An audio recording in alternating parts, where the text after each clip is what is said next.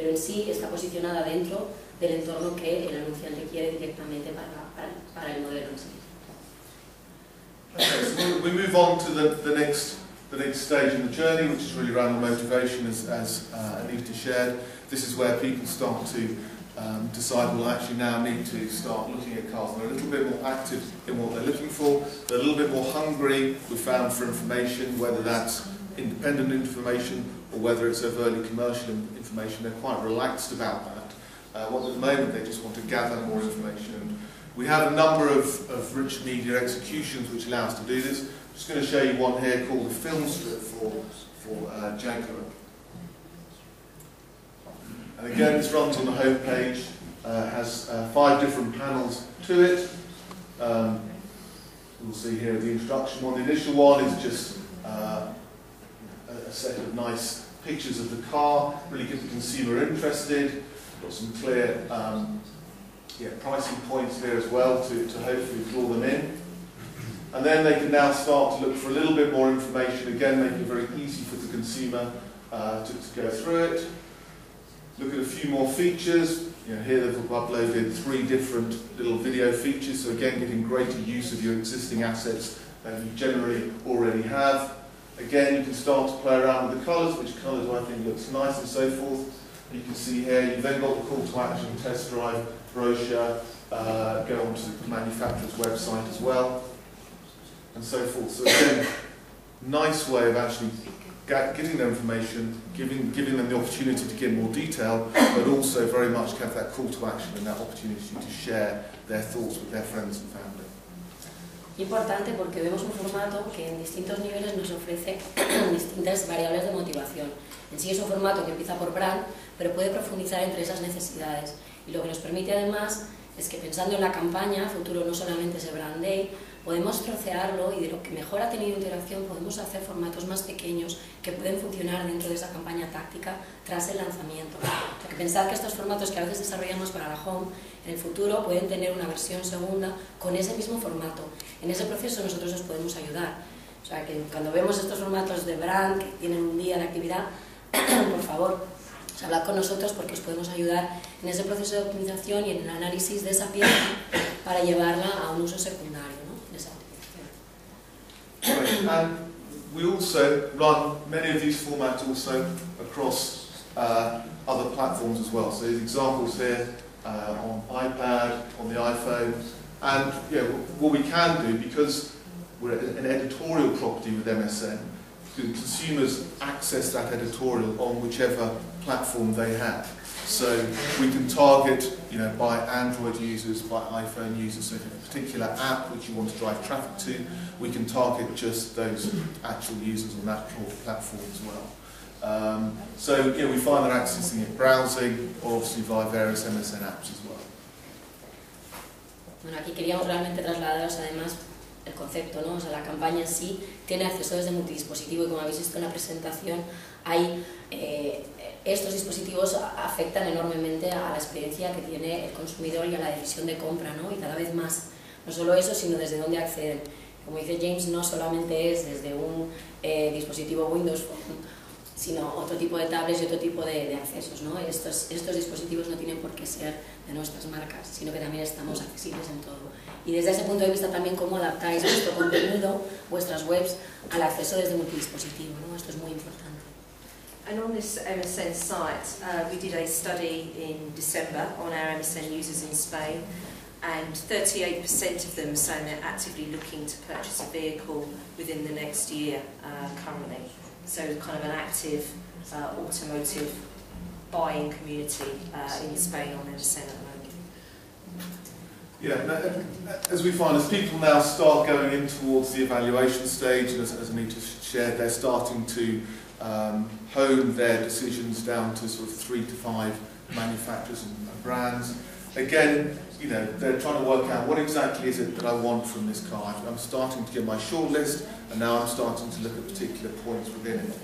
I wanted to show you a couple of examples here on Skype, where we're finding what people are doing is they're starting to then discuss with their friends and family, I'm thinking of getting this car, I'm thinking of getting this particular brand, what do you think? And these are a couple of brand new executions which we're literally just bringing to Europe now, we're really starting to open up the opportunities around what we can do on Skype. This is the home page. So the user's gone into the home page, the brand's expanded down.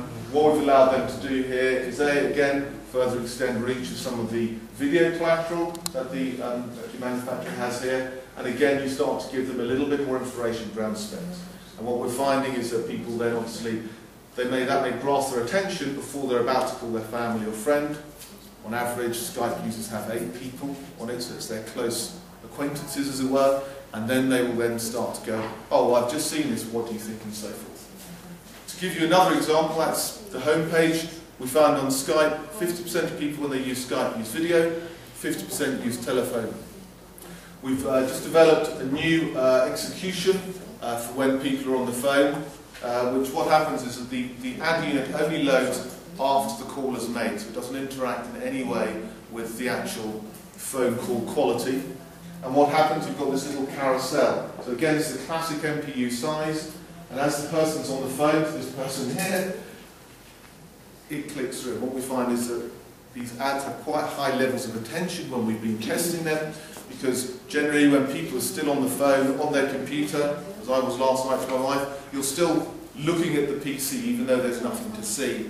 And when you allow people to start playing around with it, you can then take them through to your website, take them through to whatever content you want them to consume while people are still on the phone.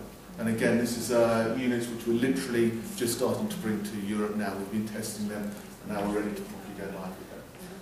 Aparte de los datos que destaca James, me gustaría comentar, en el caso de España, concretamente la no duplicidad que tenemos y la tendencia que estamos viendo creciente en la combinación de brand days en la homepage de MSN con la brand day de Skype, es decir, la combinación de ambos.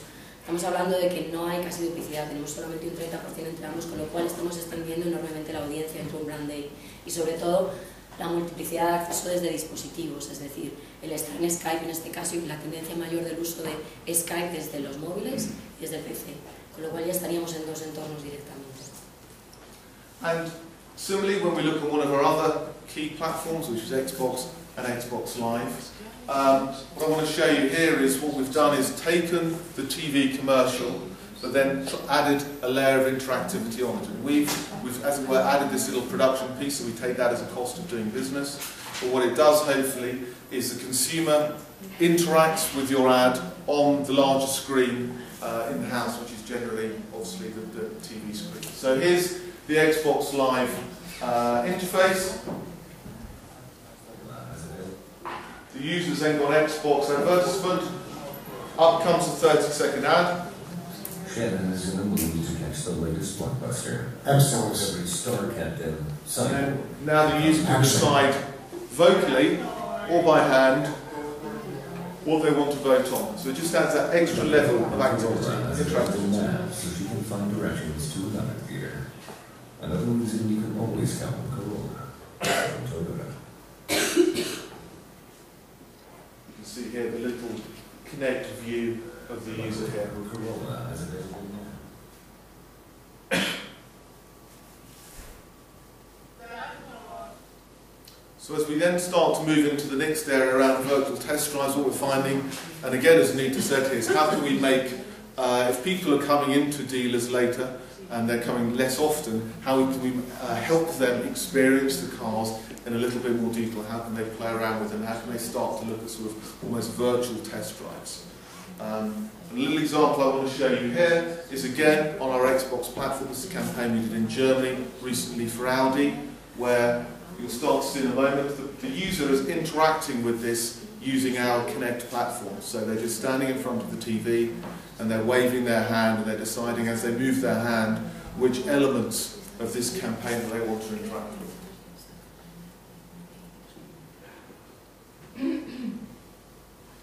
So again, you've got the home screen. The user's then waved in front of it with their hand, then swipe across to reveal the car.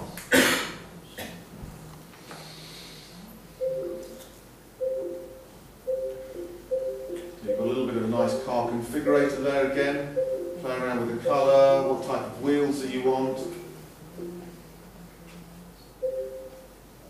You can then look at it. Here's inviting the user now to come inside the car. So they've waved it. and then come inside the car